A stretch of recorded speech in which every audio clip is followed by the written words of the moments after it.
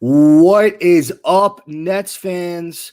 Fireside Nets here, post-game reaction to that 123-109 Game 5 victory over the Boston Celtics, thus completing, Nick, the gentleman's sweep in the first round. Jason Tatum, more like Lameson Tatum. How about you go enjoy your summer golfing, because the Brooklyn Nets will be still playing basketball in a few days, and you, my friend, you might be playing basketball, but it's not going to be in the NBA playoffs. That was a terrible roast. I mean, if I was Jason Tatum, I would almost be I would be complimented from Nick, that. Let's get into this ball game. So, not similar to Game 4, where Game 4 was just a complete blowout. The Celtics put up a good fight in this one. I mean, Tatum had a slow start, but I think he ended up. I don't think he ended up with 32 points. Fournier consistently shot the ball well for the Celtics, 18 points for Fournier. And then Romeo Langford with 17, Jabari Parker with 13 off the bench. But is Jabari Parker back? He's not. At the end of the day, Nick, this was about a few things. This was about the big three: 24 for Kevin Durant, 25 for Kyrie Irving, and 34 for James Harden. You had that important sequence in the fourth quarter where Durant hits a three, Bruce Brown turns over Tatum, gets it to Kyrie. Kyrie hits a three. Barkley's goes bonkers loud. They get noisy for a second. Brad Stevens calls the timeout. And then right out of the timeout, James Harden hits a three. It was just that kind of night. I mean, it's funny because Durant was the low scorer out of the three with 24, but he made his presence known in the fourth quarter. And so it was about them. Do you want to comment on them before I move forward? No, continue moving forward. You're doing a fantastic job. I appreciate you as a brother and a co-host on this podcast. Blessings. And the defense, Nick, the defense from Kevin Durant was phenomenal today. You know, I will say they did a mic'd up Steve Nash and Brad Stevens in the huddle in that second half, and Steve Nash said defense on three. And I turned to Eric, my roommate, and I was like, do you think him getting them to yell defense is actually going to have them play defense harder? But I guess it worked. It sort of did. Kevin Durant had 3 blocks on the day. He defended Jason Tatum very well. I mean, every time the Celtics had the ball in Tatum's hands, they tried to get Durant off him, and it ended up being somebody else a lot of the times. And when Claxton had a mean block on Marcus Smart. Like, he saw Marcus Smart driving from a mile away. His hand was already over the entire ball before Marcus Smart even went up, and he slapped it straight down. It was pretty baller. We held the Celtics to 11 of 40 from three-point land. They shot the ball 27.5%, 43.5% from the field, and they had 44 rebounds compared to our 39 rebounds. The Nets shot the ball 51% from the field and 47% from three. Look, they did what they needed to do. They closed it out. We'll get into our concerns moving forward in a little bit, but I just want to focus on the positives here. Bruce Brown, 4 of 8 off the bench, 10 points. You just love the energy he gives this team. He can play any position. He can be He has to be shooting over 90% from the bottom of the paint. Like his little floater, he had one nice that he had to arc high over Tristan Thompson to avoid a block. He's got that down pat. He's automatic around the rim. Now, I know, okay, it's automatic around the rim. That's the highest percentage shot on the court. But he has this little floater. He could do it from 4 to 6 feet back. He gets it in rhythm. He gets it in stride. He doesn't think twice about it. And every time he gets that down low. And, I know last time on the podcast I was questioning why they were pulling Blake Griffin in the second half, right? Blake Griffin starts, but then Bruce Brown pretty much takes over all his minutes in the second half. And tonight was the perfect example why. Because once they get that spread offense, once they get that stretch all around the perimeter, and Bruce Brown is diving to the hoop every time, they're pulling everybody out, and Bruce Brown's going to have a smaller body on him, and he's athletic, he's got hops, he finishes around the rim. It's a smart play every time to hit him down low. I don't think this is a crazy statement to make. It might be a bold take. The Nets are the best small ball team in the league. Yeah, they are. They are. When you have Bruce Brown at the center or Jeff Green at the center, then you got Katie at the 4, and then you have Harris, Harden, and Kyrie. You will not find me a more efficient 5 than the 2 variations I just gave you. And I didn't include Blake Griffin in there because do you want to get into the Blake Griffin stuff right now? No, we don't have to get into the Blake Griffin stuff. He did his job. We don't need Blake Griffin in the second half against the Celtics. Okay, do we need him against the Bucks?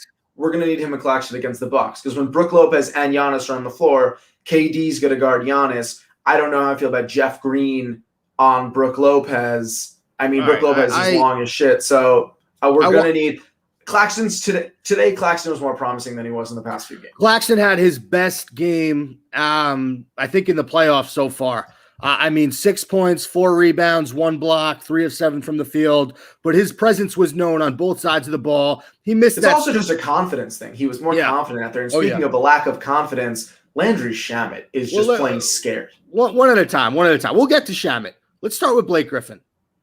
Really bad series for Blake, right? We got to say it. He was pretty much dominated by Tristan Thompson. Every time he was matched up with Jason Tatum, Tatum cooked him.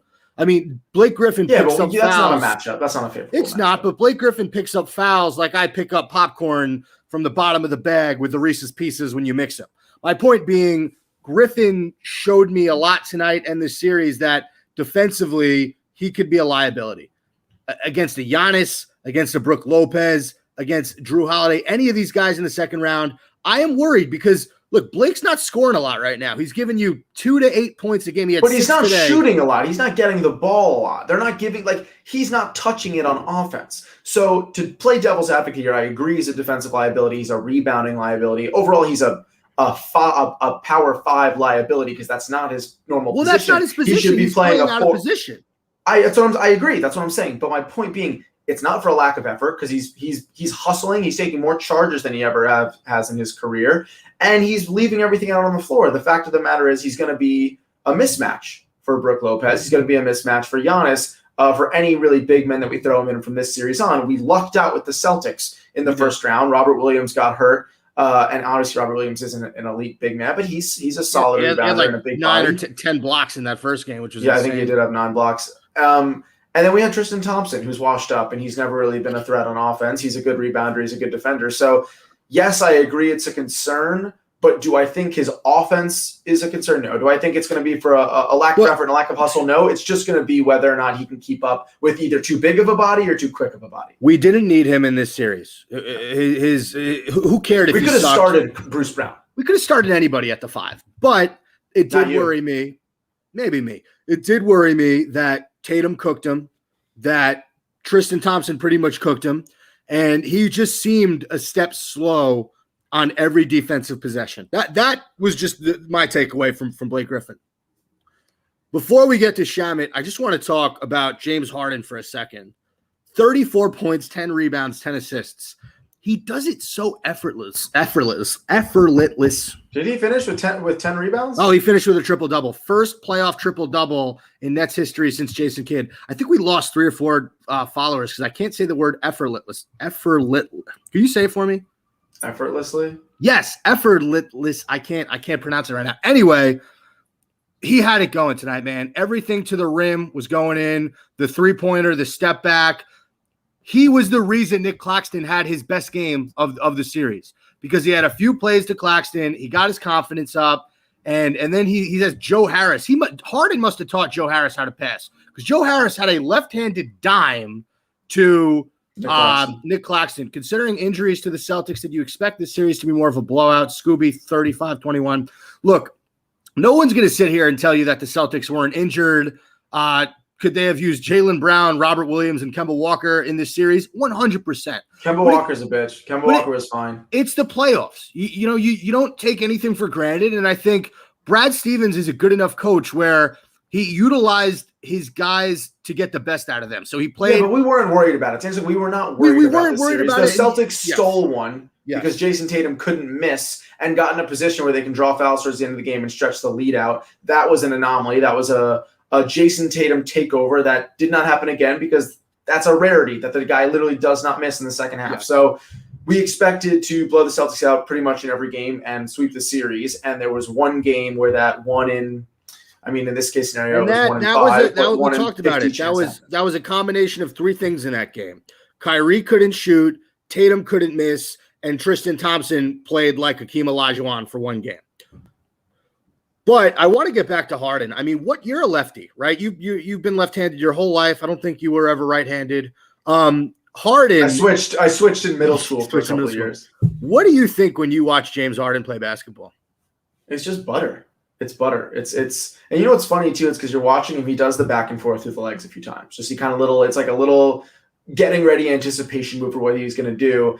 And from just creating that momentum with the ball and getting you on your feet, he has maybe 15 different moves from that position in his arsenal. Yes. And so Marcus Smart, I would say one of the best defenders in the league. I don't know if you want to argue with me on that. He is a lockdown defender. Yeah. Even Marcus Smart on skates with James Harden, because you never really know what he's going to do, because he's kind of deceivingly quick, almost how Durant described Doncic, where he's not Russell Westbrook, right? He's not Tyrese Maxey, I got to shout out, who's now looking like a lightning bolt for the Sixers. He's not going to blow by you with a blink of an eye, but he knows how to move his body. He knows how to get you on your toes. He knows how to get you on your back heels and then take you to the rim. He literally can just read your feet, and he's got so much in his arsenal, he can just literally scoop you up at any point in the game. It's funny you say that, because there was a play where the Celtics, it was pretty much a pick and roll, and Tristan Thompson was wide open for a block. And I don't know if you remember this. It was such a non-significant play, but Harden, in like a 2 seconds, just put on the Jets and fouled Tristan Thompson. But the fact that he even got there, I was like, holy shit, he's that quick? He can do that? And you're right. He has that deceptive. He fouled Tristan Thompson, or Tristan Thompson fouled him? No. Harden fouled Thompson, but it looked like a wide open dunk for Thompson. Harden had to make up like 3 or 4 feet, and he made it up like that. He just, he has the ball on a string. He lulls guys to sleep with that through the legs dribble. And he has his step back three going right now. He is virtually unstoppable. And on a night where Kevin Durant started slow, got hot in the second half, Kyrie was great throughout the game. It was just nice to see Harden mesh with those two guys as well as he has these last 2 wins. Now, Kyrie and Kevin, it was business as usual for them. I mean, Kyrie picked up right where he left off from that 39-point game, 25 for him, 3 of 7 from 3. I'll take that. 9 of 14 from the field. He was 4 of 6 from the line. Kyrie picked his spots to attack, and he didn't overdo it. That, sometimes he overdoes it off the dribble, and he's just not as it's funny because to me, Harden makes it look so effortless. Same with Durant, right? They don't really, you can't speak. I can't say effortless. Just say effortless. Effortless. That's it. I'm trying to add a syllable. Harden and KD make scoring seem so effortless. First try. Kyrie has to work for a lot of his buckets. And I think that's why it's so magical. And you hear Iron Eagle freak out when he puts these moves on. Oh, Kyrie Irving with the bucket. Because for Kyrie, he's not big like Harden. He's not tall like Durant. He's a 6'2", 6'3", scrawny point guard who's strong, but he's not thick like Harden, but he really has to work for his basket. So I tweeted this during the game, and it's different when Kyrie scores as opposed to those two guys, because you almost feel like he has to work for every bucket he gets, Kyrie, outside of the open threes and the cherry pick layups. We talked about most of the guys. The one guy that we should bring up who's in a bit of a cold streak, and then we'll kind of give our predictions for the Bucks series, is Landry Shamet.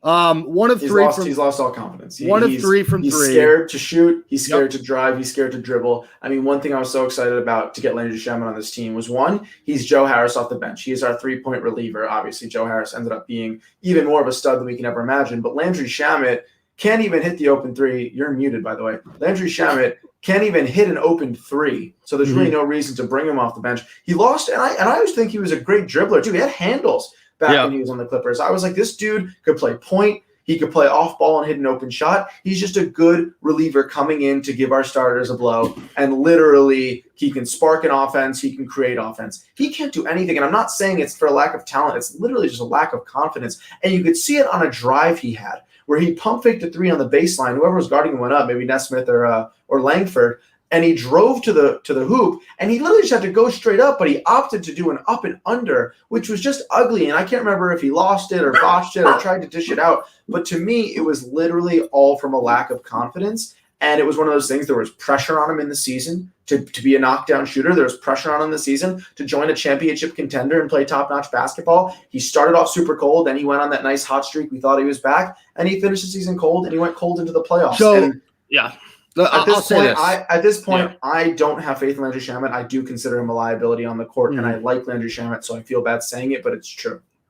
Like Blake Griffin, he had a rough series. 1 of 3 from 3 tonight. The only 3 he made, he banked in early on in the game. I don't know if you remember that shot. It was an ugly-looking shot, and he just happened to kind of get lucky. Richard Jefferson called it a home bounce. Shout out Richard Jefferson, by the way. He was hilarious on the call tonight on Channel 11. And shout out Richard Jefferson for calling Kevin Garnett out for his BS. Well, Kevin Garnett crapped on Kyrie for the logo stomp, and then Jefferson was like, let's make a list of all the disrespectful things. Charlie Villanueva, Carmelo Anthony, Garnett's said some Tim Duncan. Yeah. But back to Landry Shamet. Shamet excelled this season when Kevin Durant was hurt or James Harden was hurt or one of those guys where he kind of had to step up because he had a bigger role. Well, now everybody's healthy with the exception of Jeff Green, and Shamet's role is relegated to him coming off the bench and needing to hit threes. But right now he's in a slump. And unfortunately, with the minutes he's getting, he's not going to be able to find his rhythm. He played 22 minutes tonight, but he played a lot in garbage time. 22 minutes is enough time to find rhythm if you could find it. Yeah, but he had 6 shots and 3 of them were from 3. So what do you want him to do? Go 3 of 3 from 3? And unfortunately, like you said, he's not confident right now, and it's going to take something significant to get him going. And what scares me, and this can kind of be our segue into the Bucks series. By the way, final thing I'll say on the Celtics: Evan Fournier is one of the worst defenders I've ever seen. Every single time the Nets had him in a one-on-one situation, I didn't even have to watch. It was a bucket. James Harden, Kevin Durant, you name it. That one play where they overturned the foul call on Fournier, he would have been fouled out. The second the ref called the foul, he booked it to the Celtics bench. He was done. He did not want to play anymore. I tweeted something along the lines of like, "Hell yeah, my shift's over." Evan Fournier right now. Ha ha ha. Pretty funny. I mean, anyway, I hate the Celtics, but I will give a final shout out before we move on to Marcus Smart and Jason Tatum. Yeah, those two guys can play. The only 2 players in this series who literally left everything out on the court. Obviously, there's some bench guys. Although Smart 1 of 10 from 3 today, 5 of 17. Yeah, but dude, he's not a 3-point shooter, and he was hot from 3 those first couple games. He was a big factor in their 1 win over arguably the best team in the league. Hot take: Marcus Smart is a poor man's Kyle Lowry. What do you think? No, defensive minded, can score occasionally. Not as good as Lowry in regards to scoring, but throws a lot of charges, thick guards, bigger body. You're with me. All right, let's move on to this Bucks series. So we're gonna have to go up against a Bucks team coming off a 4-0 sweep against the Miami Heat. I think the first game is on Thursday, if I'm not mistaken. I'll double check. So the Nets would have 1 night of rest. Nets Bucks series. Let's take a look. I don't know if the schedule came out yet. Did it? Oh, nothing's out right now. If anyone wants to comment in the section and tell me when that first game is, regardless, Giannis Antetokounmpo playing exceptional basketball. Drew Holiday looking like the guy that they expected him to be when they brought him in. Chris Middleton. Eric Bledsoe. Much better than Eric Bledsoe. Chris Middleton, you know what you're going to get from Middleton. Brook Lopez, former net great. Bryn Forbes coming off the bench. We brought up Shamet before because Shamet scares me. We want Shamet to be Bryn Forbes. That's what we want. Unfortunately, he's not playing like that right now. Shamet, I mean. So, and that's what stinks about what's scary about playing the Bucks is DiVincenzo's out, who's their starter, but Bryn Forbes filled his shoes and he's even shooting better than DiVincenzo did now. DiVincenzo's a great defender and a great rebounder. So underrated, I heard Shaq saying he's the same as Forbes and Connaughton. Shaq was saying DiVincenzo isn't going to be at all a loss. I'm sorry. I disagree. Game 1 is Saturday. Saturday, game 1. That's locked in. Yeah, that's why you don't just make up things when you don't know. So DiVincenzo being out looked like which I do think hurts Bucks long term, is being very easily relieved by Bryn Forbes being super hot. So yeah, it's pretty sunny in here. So I mean, my major concern with the Bucks is, like we said before, is Brook Lopez, who isn't a scary dude in general, but we literally have no one to really match up against him unless Blake Griffin is playing his heart out on D and Claxton comes in and can actually be a threat defensively and offensively on Brook Lopez. Or we can get Brook Lopez out pretty quickly with fouls if we keep driving on him, because I know he's not a great defender. Kyrie against guards, obviously. What? Well, I said this during our podcast, but for those listening, we're going to be the front runner. We're going to be the team expected to win. We have 3 of the top 10 players in the league, 2 of the top 5 players in the league. They have 1 of the top 10 players in the league. I don't think Holiday or Middleton crack top 10. So we have the advantage talent-wise. What's going to scare me is the Bucks on the boards in the paint are elite. One might say they're the best team in the East on the boards and in the paint. Giannis, Lopez, Bobby Portis is someone who I know is going to give us nightmares. Portis, he Bobby plays P for 3. He's sort of like a Tristan Thompson who can shoot a little bit. Not as good on the glass as Tristan, but like he's a tough-nosed dude. And he got punched by Nikola Mirotic that one time. Oh, no, he punched Nikola Mirotic. Anyway, my point is this Bucks team is tough, and they're going to try to expose the Nets. They also have been playing as a collective unit the entire season. Now, we talked about this last time as well. Like, yes, the Nets on paper are more talented, but look what happened when we were somewhat off against the Celtics team. They had one guy start connecting from the mid-range, Jason Tatum, and 3 at that point, connecting from everywhere. And we couldn't buy a bucket because our chemistry was completely off, because our chemistry is dependent on two out of our 3 superstars hitting over 50% of their shots or hitting the majority of their shots. So I would not be surprised whatsoever if this game went to 6 or 7. My prediction is Nets in 7. But my biggest concern, not just on the boards and in the paint, is if the Bucks just know themselves better than we know ourselves right now. The Bucks have it down pat. That's why they were able to sweep a team that made it to the championship last year, because the Bucks looked flawless. They looked smooth. They looked effortless. Write that word down and practice it after this. Effortless. The chemistry from the Bucks is undeniable. Drew Holiday is a complete point guard. Is he a superstar? No, but he is a complete point guard. He is like,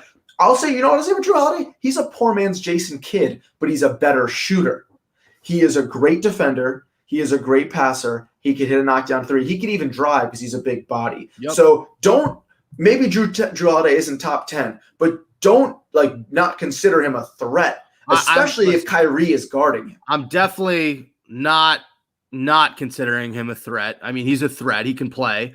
I'm just saying, you seem a little too nonchalant to me. I'm not nonchalant, Nick. I'm confident in my squad. We're coming off a gentleman's sweep of a tough Celtics team where I think. What is a gentleman's sweep? When you win 4 games and they win 1. Did you just make that up? No, it's a thing. Okay, that's just ridiculous. It's a thing, though. Trust me. Look, I was very pleased with the job we did on Tatum outside of those 2 games where he went for 40 and 50. I think that we will annoy Giannis to the point where he doesn't dominate us like he did in those last 2 games of the regular season where we played the Bucks. I think it was a back-to-back, and they beat us both times. I think that Nash is going to make necessary adjustments. I think you're going to see a lot more Claxton. I think Claxton will come up huge in the series. The question is, do we even think about giving DeAndre Jordan any time while we wait for Jeff Green to return? I would hope so, because I don't want to see Reggie Perry out there. No, you're not gonna. But the question is, can Blake do Blake and Nick get the job done like they did in the Celtics, or do you need another body? Yes, they do. If Durant, Kyrie, and Harden are scoring enough points against the Bucks, I'm saying. Yes, that's what I'm saying. I'm saying we don't need DeAndre. We don't need to go that deep. I like DeAndre, so I don't mind him getting 6 to 8 minutes a game. But we don't need to go that deep if we are scoring as efficiently as we did in this series. If we start to get cold, if it becomes bumping bodies down low, that's where it becomes a concern. Because what are we going to do at some point? If we go small, we put Bruce Brown in, and it's a 1 to 2 possession game with 4 minutes left, I'm worried. Yeah, I am worried about pounding the paint, especially when it starts to get into foul trouble at that point, where we're 1 or 2 fouls away from the bonus. I'm worried about Giannis driving every time, either going up with or dishing it down to Lopez or out to Middleton or Drew for 3. Sure. That, to me, is the concern. So for us to win the series, and we could wrap it up after this because I know we're wasting people's valuable time. Well, no, we got some listeners. If anybody has any questions, by all means, comment. What we need to do to win this series is to go up early and hold the lead.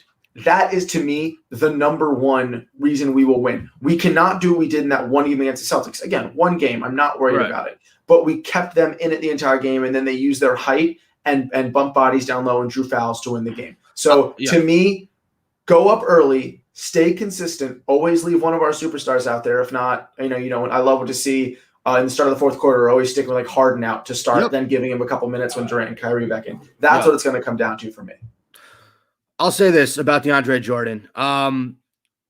my big problem with playing Jordan is he's the only guy on the court that can't switch. So what happens is you have 4 guys switching and he just stays down low and does his own thing. But he can't be much worse than Blake Griffin looked in this series defensively. So that's the only reason why I might look at him to get some play. Crimson Striker says we need Jeff Green for this next one. Absolutely, Crimson. We do need him. He stretches the floor. He spaces us out. I think our most elite lineup is Jeff Green at the 5. But he's shooting 50%. Oh, he's scoring 11 points a game. Great. That's what we got. Look, we have a few days off until Saturday. Let's enjoy this win. I put on sunglasses because the stars for Brooklyn were shining bright tonight. They shine throughout this series. Kyrie had his issues in game 3. He came back with 2 beautiful performances in games 4 and 5. And I'm going to keep rocking my shades because it's bright in here, Nick, because this team has a lot of star power. And that is how you get the job done when you want to get a gentleman's sweep, baby. Get the brooms because we're gentlemen and we're sweeping the floor with clam chowder, with fucking, what's the pizza place? Pizza Regina, with lobster bisque, with fucking Dunkin' Donuts. Yeah, you heard me, Boston. I went to school in UMass for 4 fucking years, baby. He went to Northeastern. We are very familiar with your city and the dynamic of your people, and what we did with your fucking franchise was embarrassing. Okay, that was pretty psychotic, but I will... All right, Nick, I will talk to you soon. Fireside Nets with Spen and Nick. That's what the fuck we do. I'll see you guys.